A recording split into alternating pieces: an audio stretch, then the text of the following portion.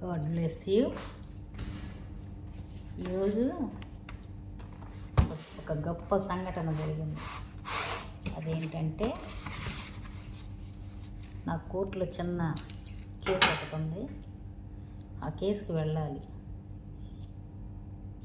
అయితే మార్నింగ్ నుండి మా మేడం చాలా మంచివాళ్ళు. డాక్టర్ గారు, గైనకాలజిస్టు డాక్టర్ సరిత గారు, శ్రీకృష్ణ హాస్పిటల్ గుంటూరు. నేను ఓటీ అసిస్టెంట్, ఓటీ స్టాఫ్ని. ఇట్లా కోర్టులో కేసు ఉంది మేడం, అక్కడ కనపడి వస్తానంటే పాపం మేడం నాకు ఎక్స్క్యూజ్ చేశారు. 2 o'clock నాకు ఒక ల్యాబ్ సర్జరీ ఉంది. నేను ఓటీ అసిస్టెంట్ని. మేడం నాకు పర్మిషన్ ఇచ్చారు. కానీ నాకు అక్కడ ఏమైందంటే లేట్ అయింది బాగా. జడ్జి గారు భోజనానికి వెళ్ళారు ఆఫ్టర్ లంచ్ తర్వాత 3-4 కానీ. నాకు 2 గంటల కేసు. జరిగిన అద్భుతం ఏంటంటే మా ఓటీలో ఏసీ ఆగిపోయింది. రోజు కంటిన్యూగా ఉండే ఏసీ ఆగిపోయింది ఓటీలో. అది 2:30 వరకు పట్టిద్దని చెప్పారు. నేను 2:30 వరకు అక్కడ వెయిట్ చేశాను. 2ంటికి కేసు ఉంది, వెళ్ళాలి అని చెప్పేసి 2:30 దాకా వెయిట్ చేశాను.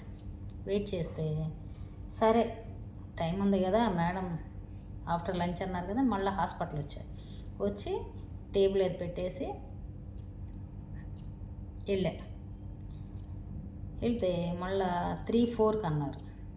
మళ్ళీ వచ్చి సర్జరీ చేసి అసిస్టెంట్ చేసి ల్యాబ్ సర్జరీకి అసిస్టెంట్ చేసి మళ్ళీ నేను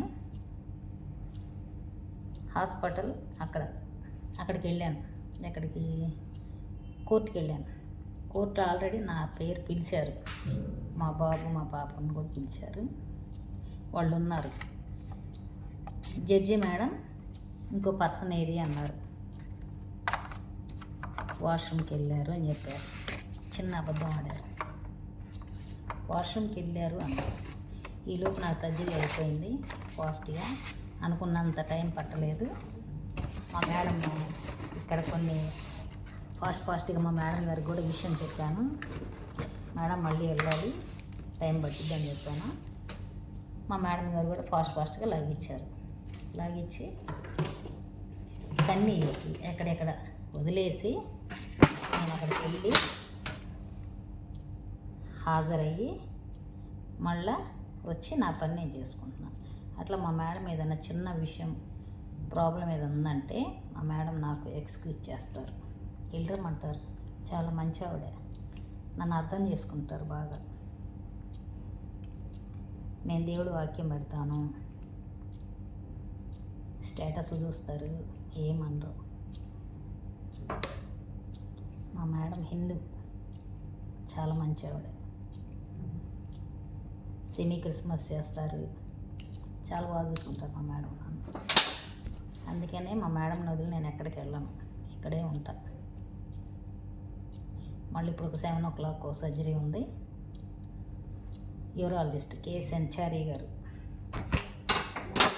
చేస్తారు 7కు ఉంది. అందుకని అన్నీ రెడీ చేసుకుంటున్నా. ఇప్పటివరకు భోజనం చేయలేదు. ఇప్పుడే మా స్టాఫ్కి ఇచ్చాను టిఫిన్ ఏమైనా తెమ్మని.